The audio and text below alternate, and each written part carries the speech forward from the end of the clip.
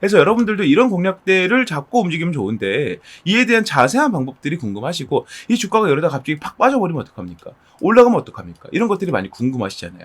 이걸 제가 아까 뭐라고 말씀드렸냐면 안녕하십니까 여러분, 강쌤입니다. 이번 종목은 LS 머티리얼즈 녹화해 볼 거고요. 요 LS 머티리얼즈가 최근 들어 좀 이슈가 다시 나오고 있죠. 근데 앞전에 안 나왔던 이슈가 나왔다기보다는 다시 있었던 이슈가 올라오고 있는데 뭐 이런 것들을 보면서 LS 머티리얼즈 갖고 있는 주주분들께서는 뭐 새로운 좀 내용이 나오면 주가에 좀 반전이 생기지 않을까 지금 많은 고민을 하고 계시는 것으로 알고 있습니다. 자, 하지만 오늘은 좀 제가 말씀드릴 내용이 이전까지는 이제 LS 머티리얼즈의 좋은 내용들을 말씀드리고 앞으로 이렇게 될 것이다 좀 비전적인 부분만 좀 설명을 드렸다면 오늘 이 시간에서는 현재 LS 머티리얼즈의 상태, 그러니까 이 업종의 상태를 포함해서요. 지금 당장 LS 머티리얼즈가 어떤 상태인지 먼저 알려드리고 이 상태를 토대로 앞으로의 비전들과 조금 종합적인 의견을 가지고요. 앞으로 우리가 LS 머티리얼즈를 어떤 식으로 대응할 것이며 앞으로 주가의 방향을 어떤 식으로 봐야 될 것인지 조금 말씀드려 볼 겁니다. 여기에 추가적으로 오늘 영상에서는요. 이 LS 머티리얼즈의 주가가 언제 반등할지 여러분들 모르시죠? 저 또한 이거 내일 올라갑니다. 모레 올라갑니다. 말씀 못 드립니다. 이건 아무도 모르는 거겠죠. 올라간 이후에 어디까지 가겠다는 말씀을 드릴 수 있겠지만요. 자, 이런 개념으로 요 타이밍에 대해서 말씀드릴 거예요. 타이밍에 대해서 말씀을 드릴 건데 어떤 타이밍이냐면 주가가 오르고 내릴 타이밍이 아니라 주가가 올랐을 때 우리가 언제 진입하고 내린다면 언제 진입해야 되는지 이러한 매매와 직관적인 요소들을 제가 타이밍을 좀 짚어드릴 거예요. 그래서 이 타이밍들을 정리해둔 공략법에서 여러분들께 모두 설명을 좀 드릴 거기 때문에 오늘 영상을 보시는 분들께서는 무료로 공략법까지 얻어가는 시간이다라고 생각하시면 좋다는 거 미리 말씀드려 봅니다. 네, 오늘 거두절미하고요. 바로 좀 내용을 시작해 볼게요. LS 머티리얼즈가 지금 다른 업종들, 그러니까 흔히 우리가 알고 있는 뭐 AI 관련 업종이라든가 지금 제일 핫한 뭐 제약바이오라든가 이런 종목들 업종들에 비해서는 상당히 후순위에 있는 것은 맞지만 그럼에도 불구하고 AI와는 형제 테마라고 볼 수 있을 정도로 결국에는 LS 머티리얼즈가 부각을 받을 수밖에 없는 그러한 입장이 있다. 이거 제가 말씀을 드렸었던 거잖아요. 그래서 이번 영상에서는 이런 부분들을 좀 배제를 하고요. 저번에 설명드렸던 거기 때문에 좀 새롭게 LS 머티리얼즈에만 눈을 좀 두고 말씀을 드려보도록 하겠습니다. 자, 우선 기사를 좀 먼저 보면서 설명드릴게요. 제목 읽고요. 자, 말했죠. 제가 지난 시간 계속 말씀드렸던 내용이에요. 울트라 커패시터가 본격적으로 부각이 될 때가 왔다. 그 타이밍이 왔다라고 얘기를 하는 거고요. 슬슬 저점을 높일 타이밍이다. 근데 이 저점이 주가가 아니고요. 이 업종의 저점을 얘기를 하는 겁니다. 그래서 이 울트라 커패시터가 점점 부각이 된다라는 내용인데요. 기사 보면서 말씀드릴게요. 자, 차세대 2차전지로 불리는 울트라 커패시터 시장에서 LS 머티리얼즈는 독보적인 입지를 구축하면서 실적 개선 기대감이 주가를 끌어올리고 있는 것으로 보이는데 이 주가를 끌어올리는 게 사실은 좀 미미하죠. 근데 좀 민감하게 반응을 했다는 거 기사들이요. 자, 대형 울트라 커패시터 제품 부분에서는 세계 시장 점유율 1위를 차지하며 기술력을 인정을 받고 있고요. 이러한 장점을 바탕으로 전기차나 ESS, 산업용 장비 등 다양한 분야에서 활용이 되고 있답니다.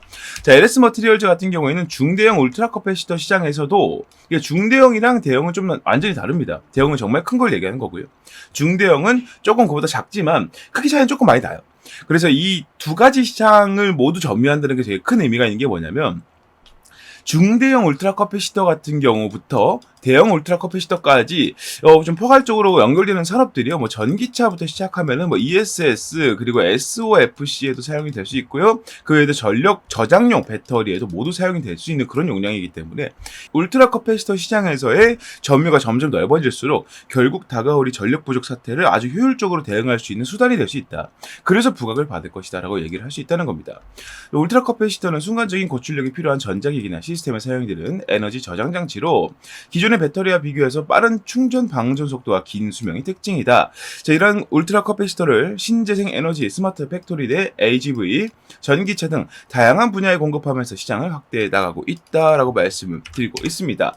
자, 그래서 지금 울트라 커패시터에 대한 얘기가 좀 다시 한번 나오고 있다는 얘기는 지금 26년도부터 이 미국에서 전력 부족 사태가 일어날 것이다. 지금 얘기가 정말 많았죠. 그것 때문에 우리나라에서 AI 관련주들이 엄청나게 많이 상승을 했었고요. 근데 중요한 점은 이 AI 관련주들이 가동을 하기 위해서는 반드시 이 전력 부족 사태가 일어나지를 않아야 한다라는 건데 이 전력 부족 사태를 막을 수 있는 대안 중 하나가 바로 이 울트라 커패시터를 활용한 것이다라는 얘기가 100% 제 생각에 나올 겁니다. 그래서 여러분들께서 LS 머티리얼즈라는 종목들을 그냥 지금 이 주가 별로 재미없다. 거래도 안 터지고 그죠? 그리고 계속 떨어지기만 하고 이렇게 생각을 하시는데 사실은 이러한 하락들이요. LS 머티리얼즈의 가치가 떨어졌다고 하기보다는요. 지금 전체적으로 테마에 관심도가 떨어졌기 때문이다라고 이해하시는 게 좋습니다. 그러니까 쉽게 말하면 이런 거예요. 이 동네에 숨은 맛집이 있었다는 겁니다. 예를 들어 정말 유명한 맥도날드 같은 프랜차이즈가 있고요. 숨은 햄버거 맛집이 있었다는 거예요. 여러분들 입장에서는 이제 나는 이 동네 주민이고 완전 로컬이기 때문에 나만 이 햄버거 집을 알고 있었어요. 이 햄버거집 사장님은 별로 안 좋아하겠지만 한두 명만 찾아가는 정말 이 햄버거를 맛있게 먹어주는 단골이 있었단 말이죠. 근데 그 가치를 주위에 얘기하지 않았어요. 나만 가고 싶으니까. 왜? 사람들 많아지면 맛도 변할 것 같고 그리고 막 줄로 서서 먹어야 되고 그렇죠. 다른 사람들 다 맥도날드로 찾아갈 때 이 사람만 찾아갔다는 말이에요. 근데 갑자기 소문이 났다는 거죠. 많은 사람들이 우르르 찾아가기 시작합니다. 자, 그때 가서 내가 이 햄버거를 먹으러 가자면 또 아까 생각했던 것처럼 줄도 오래 기다려야 되고요. 맛도 변할 수 있어요. 너무 바쁘다 보니까 햄버거를 좀 대충 만들게 되는 그런 일이 생길 수 있겠죠. 자, 이런 경우로 제가 말씀을 드리는 겁니다. LS 머티리얼즈는요, 지금 여러분들이 여러분들만 알고 있는 이 가게를 찾아가는 손님이라는 생각을 가지고 맵에 접근을 하셔야 돼요. 그래서 햄버거를, 햄버거가 아니라 좀 사 모을 수 있는, 이상 물건 같은 거라고 한다면, 다른 물건이라고 가정을 해본다면, 물건을 조금씩 사 모으게 됐을 때, 굳이 이 가게 찾아가지 않아도 이 물건을 내가 갖고 있을 수 있을 때, 그 정도의 준비까지는 맞춰놔야지 여러분들이 나중에 이렇게 부각이 됐을 때, 확실하게 이 물건 가치에 대한 보상을 받을 수 있다는 겁니다. 그래서 LS 머티리얼즈라는 종목 같은 이런 종목들을 만질 때는요. 성급하게 여러분들께서 한 번에 치고 올라가는 특히나 이 제약주 같은 이런 종목들 테마들을 만지는 것처럼 대응하시면 절대 안 되고요. 천천히 이런 이슈들이 하나씩 올라오네. 하나씩 올라오네. 이런 식으로 천천히 봐주시는 게 제일 좋아요. 어차피 올 테마라는 걸 여러분들께서는 알아두시는 게 사실은 지금 LS 머티리얼즈가 저간에 고간에 여기서 비중을 얼마나 싣고 어디까지 갈 것이냐 이런 내용들을 보는 것보다 훨씬 더 중요하다고 말씀을 드릴 수가 있다는 겁니다. 자, 여기 추가적으로 아까 말씀드린 이 울트라 커피 시대를 활용한 내용들이 더 있죠. 바로 SOFC인데요. 이 SOFC는 제가 이 영상을 찍으면서 LS 머티리얼즈를 다루면서 한 번도 빠짐없이 계속 말씀을 드렸던 것 같아요. 자, 근데 아직도 이 SOFC의 원리나 어떻게 생겼는지 이런 것들을 잘 모르시는 것 같아요. 사실 어떻게 생겼다고 말하는 게 웃긴 게요. 그냥 이런 좀 기둥으로 생겼습니다. 기둥이라기보다는 좀 넓적한 작은 건물처럼 생겼다고 해야 될까요? 뭐라고 할까요? 크기는 건물만큼 크지는 않지만 어쨌든 이런 것들이 연달아 쭉 서 있는 느낌이에요. 약간 뭐라고 할까요? 그냥 막대기인데 제가 지금 표현력이 좀 부족하네요. 어쨌든 이런 식으로 좀 생겼습니다. 은색깔로 판을 이렇게 가지고 엄청나게 좀 커다란 구조물 같은 게 좀 서 있습니다. 이게 SOFC인데 이 원리를 제가 좀 보여드릴게요. 이 내부를 까고 들어갔을 때 이런 원리로 이 전기가 생산이 되는구나. 그래서 이게 유리하다고 얘기를 하는구나를 알고 있어야 SOFC 관련주들이 떴을 때 이거는 SOFC의 전해질 부분이네. 이건 SOFC의 이런 부분에서 테마로 연결이 됐네. 이런 것들을 여러분들이 알 수 있기 때문에 그때마다 이 테마들이 떴을 때 빠르게 공략할 수 있다는 장점이 있죠. 자, 지금부터 설명을 좀 드려볼게요. 자, 이거는 SK 에코플래닛에서 올려놓은 설명이에요. 설명만 여기서 보여드리는 거지 SK 에코플래닛에서 만드는 걸 제가 엄청 좋다고 얘기하는 게 아니기 때문에 그 부분에 대해서는 좀 구분해서 봐주시길 바라겠습니다. SK 에코플래닛이 나쁘다는 건 아니에요. 네, 이 부분 꼭 이러다가 또 딴지 거는 분들이 있는데 절대 아닙니다. 일단 설명을 좀 드려볼게요. 자, 이게 SOFC의 작동 원리입니다. 이거 되게 보기 쉽게 만들어놨죠. 쉽게 말하면 여기 이제 테두리에 이제 박스가 이런 식으로 이렇게 씌워져 있다고 보시면 돼요. 아까 말씀드린 구조물이라고 말씀드렸죠. 이 안에 이게 들어있다라고 생각하시면 되고, 제 원리를 제가 간단하게 좀 말씀을 좀 드려보겠습니다.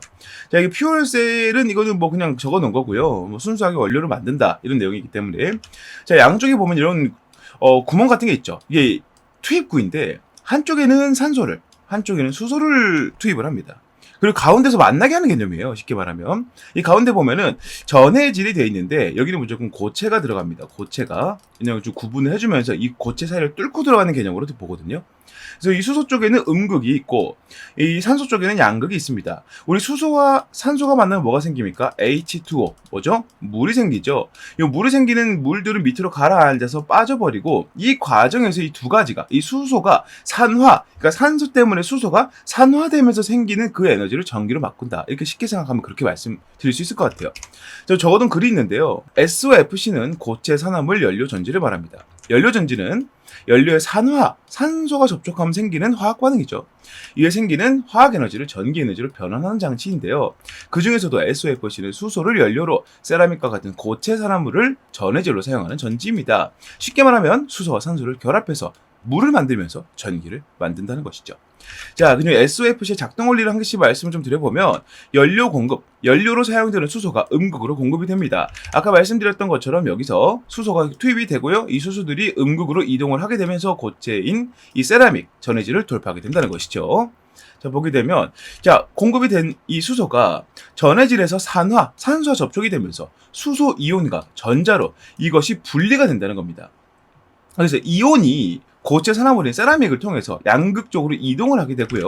여기서 이 수소가 이온으로 분리가 돼요. 우리 수소를 H2라고 하죠. 이게 지금 이온으로 이제 분리가 되면서 이온만으로 넘어간다는 거예요. 자, 그 설명을 하고 있는 거고요. 자, 양극으로 이동을 했고, 그 다음에 양극에서 공급된 산소와 수소 이온이 결합하면서 열과 물이 생성됩니다. 자, 전자는 전해질 외부 전기선을 따라서 양극으로 이동을 하게 되고요. 이 과정에서 전기가 생산이 된다. 쉽게 말하면 작은 터빈이라 생각하시면 돼요. 우리 생각하는 원자력 발전소 같은 경우에도 사실은 그 원자력 발전, 그러니까 이 핵 분열을 통해서 열을 만들어내는 이유가 뭡니까? 물을 끓이기 위해서예요. 물을 끓여요. 물을 끓이면 뭐가 생깁니까? 증기가 생기죠. 수증기가 생깁니다. 이 수증기는 이동을 하면서 위로 올라가는 성질이 있기 때문에 뜨거운 수증기는 위로 계속 이동을 하는데 너무나 막대한 양의 열로, 엄청나게 높은 열로, 엄청나게 많은 막대한 양의 물을 끓이니 그 증기의 양도 엄청나게 많을 거예요. 이 증기가 올라가는 힘으로 뭘 돌립니까? 터빈을 돌리는 원리로 우리가 전기가 생성이 되죠. 마찬가지입니다. 여기서도 이 전자가 전기선을 따라 양극으로 이동을 하는데 이 과정에서 전기가 생산된다는 거예요. 근데 이 히스토리 우리가 알아야 되는, 이 내막을 우리가 알아야 되는 가장 큰 이유는요. 지금 전 세계적으로 이 발전소를 짓기가 상당히 애매한 상황이고 특히나 이 원자력 발전소 같은 경우에는요.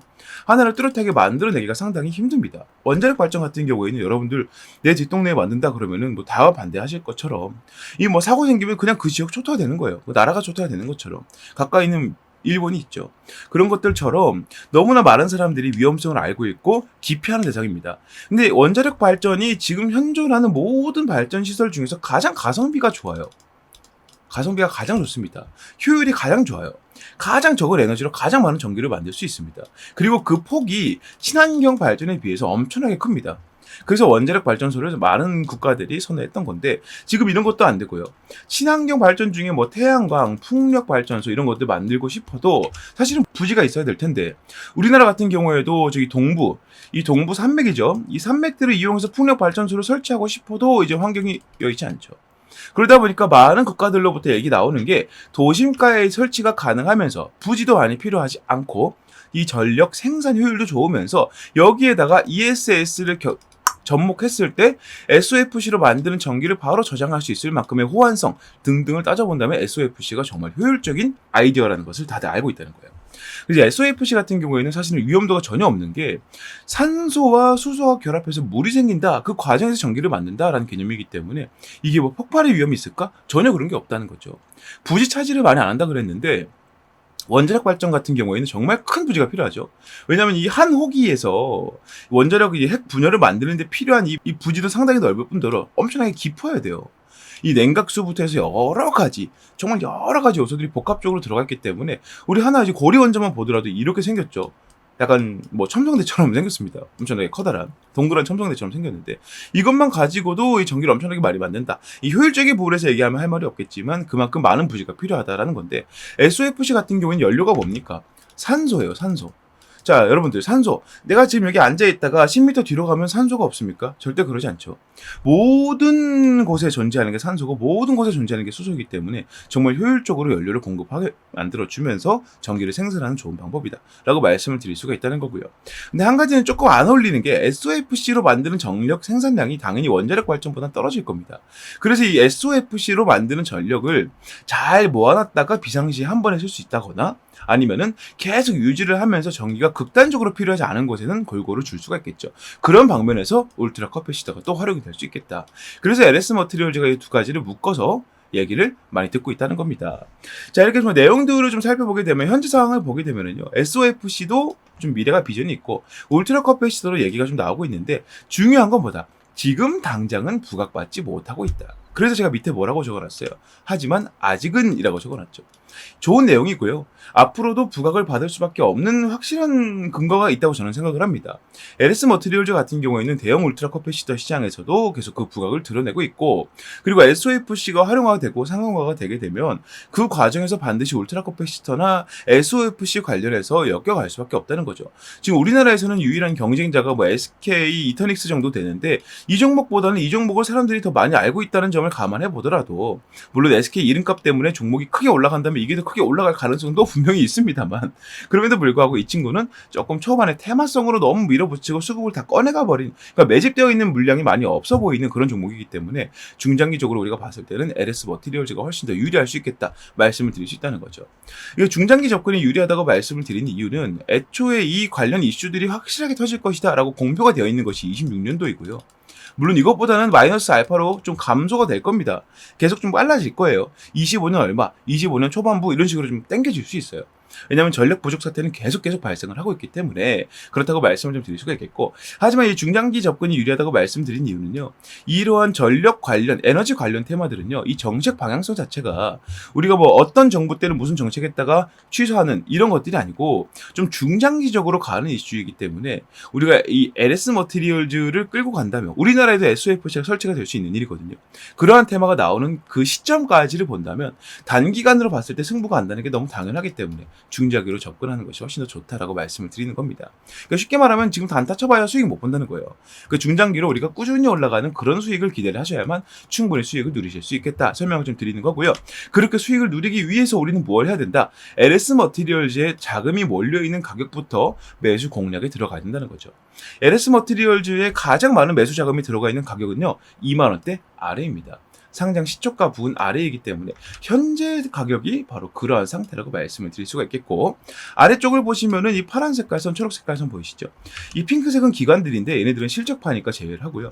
외국인들과 개인들이 LS 머티리얼즈의 비전을 보면서 이 주가가 떨어짐에 따라 2만 원대 아래로 내려오면서 공격적인 매수를 계속 보여주고 있다. 이렇게 좀 설명을 드릴 수가 있다는 거죠. 그래서 여러분들도 이런 공략대를 잡고 움직이면 좋은데, 이에 대한 자세한 방법들이 궁금하시고, 이 주가가 이러다 갑자기 팍 빠져버리면 어떡합니까? 올라가면 어떡합니까? 이런 것들이 많이 궁금하시잖아요. 이걸 제가 아까 뭐라고 말씀드렸냐면, 공략법에 모두 적어놨으니 그런 상황이 올 때마다 열어서 보시면 될 거다라고 말씀드려놨습니다. 해서 지금 영상에서 지금부터는 이 공략법에 대한 말씀을 좀 드려볼 건데요. 이 공략법 같은 경우에는 제가 영상에서 다 올리고 나니까 다른 영상에서 이를 뭐 출처도 안 바뀌고 다 사용을 하는 거는 제가 눈 감아 드릴 건데, 그거를 좀 넘어서 가지고 좀 악용을 하는 사례가 너무나 많아지고 있기 때문에 이 공략법을 지금 영상에서 말씀을 드리진 않고요. 제가 계속 말씀드리는 이 채팅방에서만 말씀을 좀 드리려고 합니다. 이 채팅방에 들어오는 방법은 위에 보이는 번호 010-6876-9767번으로 강쌤 LS라고 문자를 남기셔야만 입장이 가능하고요. 왜냐면은 다른 정말 이 LS 머티리얼즈를 갖고 있는 주주분들이나 매수를 하려고 하는 분들께만 도움을 드리고 싶기 때문이에요. 그래서 이렇게 좀 문자를 보내셔야만 이 채팅방 들어오실 수 있고요. 입장을 하게 되시면 100% 이 내용들은 모두 무료로 말씀을 드리는 거고, 애초에 이렇게 하는 것 자체가 여러분들한테 부담을 드리려고 하는 게 아니라는 것을 알아주셨으면 좋겠습니다.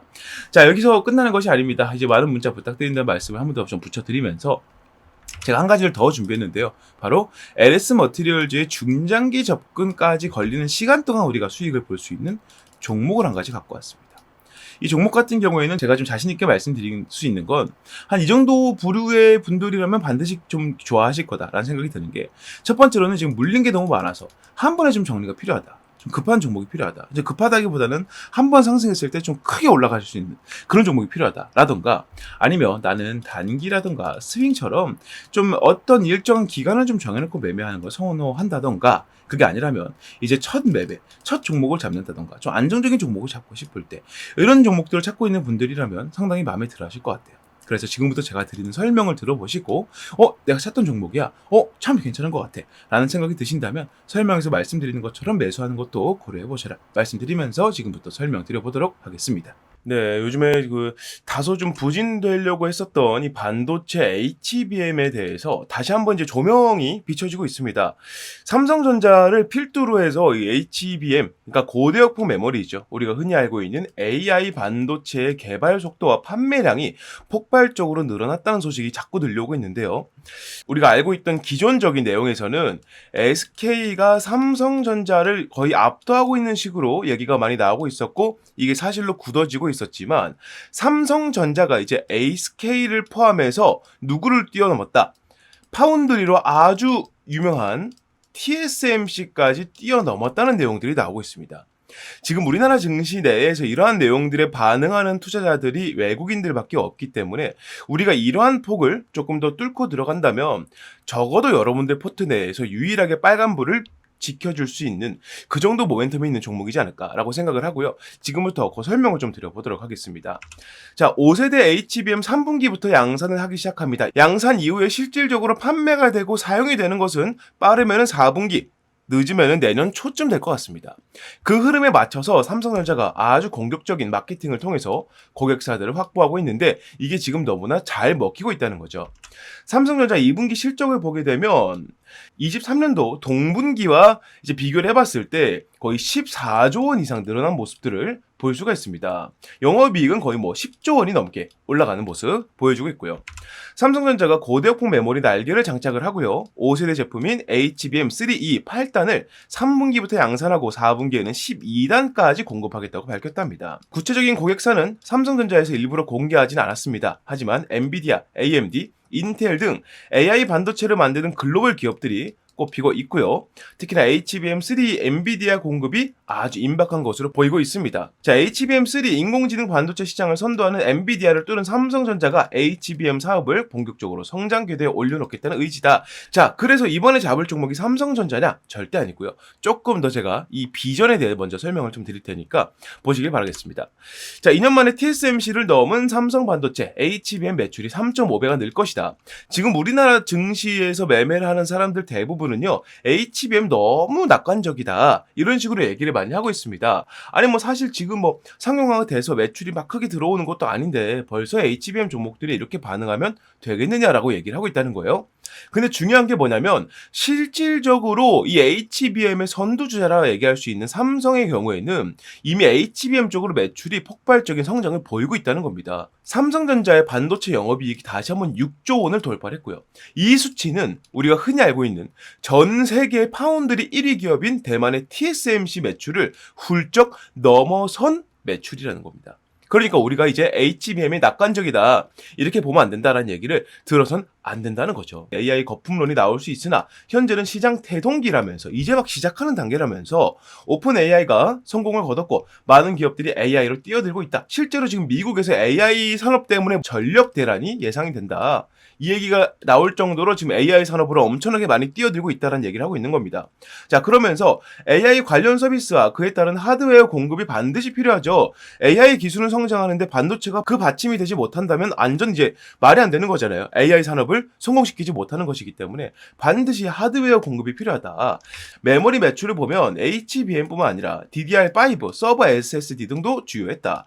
HBM 효과로 뭐가 더 나온다. 낸드 플래시 등으로 연결이 되면서 다른 반도체 부품, 반도체들로 이 매출이 점점 번져 나간다는 겁니다. 즉 무슨 말이에요? 삼성전자가 다시 한번 전 세계 1위 입지를 확실하게 굳혀가려면 매출부터 확실하게 만들어야 된다. 그 시작점이 누구이다? 바로 HBM이라는 거예요. 자, 그런데 여기에서 좀 큰 문제가 생겼습니다. 자, HBM 3세대에서 4세대 개발 과정에서 밀려오는 수요를 감당하지 못할 지경에 처했다는 겁니다. 삼성전자가요. 제품 상용화에 필수적인 요소가 빠져있다. 이게 무엇인지 말씀드릴 거고 오늘 제가 여러분들께 말씀드릴 종목은 바로 이와 관련한 종목입니다. 자, AI 개발 산업의 여파로 고품질 반도체의 중요성이 높아지고 있지만 공급이 수요량을 따라가지 못하고 있다. 자, 섣부른 공급을 하게 되면 제품 불량률이 커지게 되면서 고객사 러브콜이 끊기게 시킬 수 있게 되겠죠. 그러니까 이게 무슨 말이냐면 공급량을 어떻게든 맞추더라도 이 공급량에서 뿜어져 나오는 기본적인 이 불량률이라는 게 있거든요. 이 불량률이 그만큼 높아지게 된다면 이 고객사 러브콜이 끊기는 게 당연하죠. 야, 공급량이 조금 부족하면은 이렇게 삼성전자 쪽으로 고집하는 것보다 뭐 SK나 뭐 TSMC 쪽으로 좀 분산을 해가지고 이쪽으로 갖고 오는 것들 하자. 여기는 불량률이 적잖아 하면서 삼성전자의 독주를 막아설 수 있게 된단 말이에요. 완전 세계 1위로 부상하기 위해서, 이제 제대로 된 자리를 잡기 위해서 이런 독점 체제를 구상을 하고 있다. 자, 그러기 위해서 가장 걸림이 되는 게 무엇이다? 불량률이라는 거죠. 자, 여기 해결책이 나와 있습니다. 기존 반도체와 마찬가지로 제품 완성 이전에 불량을 잡아내는 고수요 대비 HBM 전용 검사 장치가 필요하다는 거예요. 지금까지 HBM 전용 검사 장치를 보여주고 있는 기업들은 대부분 이 완성 이후에 검사를 하는 단계였습니다. 그러니까 결국에는 불량률을 낮출지언정 그에 대한 적자를 자꾸 볼 수밖에 없다는 거예요. 왜냐하면 이미 완성이 되어 있는 것에 이거 불량 있습니다. 그럼 어떻게 하겠어요? 파기를 해야겠죠. 그리고 그만큼의 재고 손실이 생기기 때문에 또 한 번 공장을 그 하나를 위해서 또 굴려줘야 돼요. 이건 완전하게 불량을 잡아내는 거라 할 수가 없겠죠. 하지만 이 문제를 해결한 기업이 탄생을 했다는 겁니다. 자, 세계 최초로 HBM IC 검사 장비를 개발하는 데 성공한 기업이 태어났고요. 이 기업은 바로 삼성전자에 이것을 공급을 하고 있다. 자, HBM 테스트 핸들러를 적용하면 불량률 감소, 원가 절감, 생산성 향상 및 고정밀, 고품질의 제품 경쟁력을 확보할 수 있다. 이게 삼성전자가 이 기업과 계약을 맺은 가장 큰 이유입니다. 쉽게 말해서 이 HBM을 원판 상태에서 조립하고 절단한 상태로 바로 검사를 들어간다는 거예요. 이게 제품이 완성된 상태에서 불량 나왔습니다라고 폐기에 들어가는 게 아니라 이 단계에서 불량 생길 겁니다. 불량 생깁니다라고 말해주기 때문에 완성 이전 단계에서 불량을 잡아낸다는 장점이 있습니다. 이게 왜 장점이 되느냐? 이 상태에서 불량을 잡아내게 되면 완성까지 들어가는 후공정이 들어갈 필요가 없기 때문이에요. 이 기업의 가치를 알고 이미 삼성전자를 비롯해서 마이크론, TSMC까지도 이 기업에게 관심을 보이고 있다. 이 말씀을 좀 드려볼 수 있겠고요. 이러한 비전들을 가지고 외국인들은 지금 어떤 식의 움직임을 보이고 있느냐? 수급적인 부분을 봤을 때 올해 1월달 기준으로 3만에 해당됐던 외국인 매집량이 현재는 14만가량 늘어나고 있다. 350%가량 매집량이 늘어나고 있는데 350%는요. 현재 우리나라 증시에서 이례적으로 정말 찾아보기 힘들 정도로 많은 매집량이라 말씀을 드려볼 수 있다는 거죠.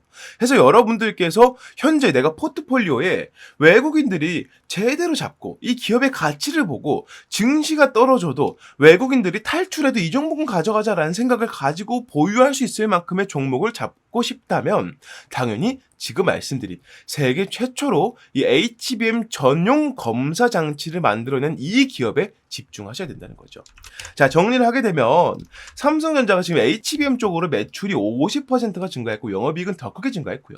하반기에 HBM3E 비중에 대해서 3세대죠. 이제 4세대는 12월 달부터 내년 초반부에 양산이 들어간다. 이렇게 말씀을 좀 드릴 수 있겠고 현재 삼성전자에서 가장 큰 이슈가 되고 있는 노조 파업 관련해서는 생산 차질이 아예 없다라고 밝히고 있으면서 우리가 이 삼성전자 쪽에다가 납품을 하고 있고 이 물량에 대해서 공급량을 완전히 맞추기 위해서는 아까 말씀드린 이러한 검사 장비가 반드시 필요하다. 이렇게 말씀을 드릴 수 있다는 겁니다. 자, 그래서 차세대 HBM은 여전히 국가 산업으로서의 엄청난 중요성을 지니고 있습니다. 자, 현 시대 HBM 경쟁은 좋은 성능보다 낮은 불량률에 있다는 것을 우리가 감안해 봤을 때 이 기업을 투자할 가치는 충분히 있다는 것이죠.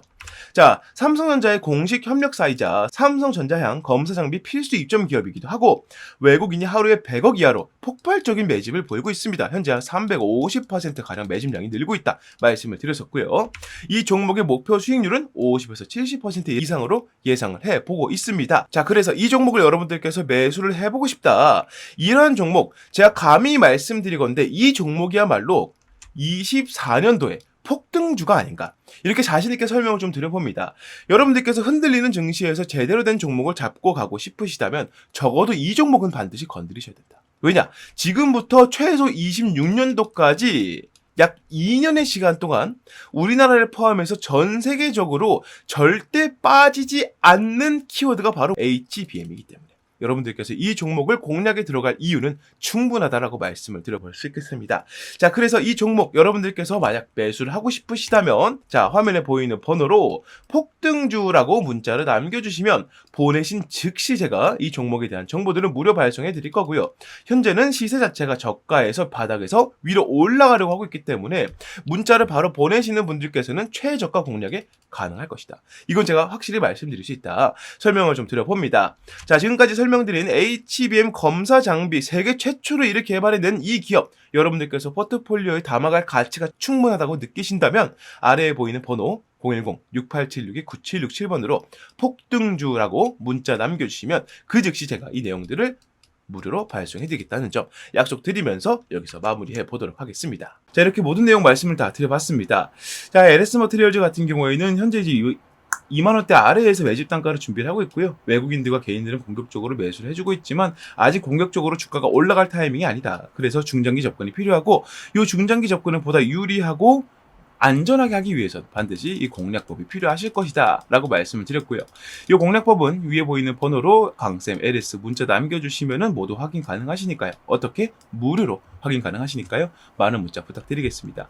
네, 오늘 내용도 여러분들께서 유익하게 보셨다면 구독과 좋아요도 한 번씩만 부탁드리면서 저는 다음 종목 다음 영상에서 다시 인사드리겠습니다. 감사합니다.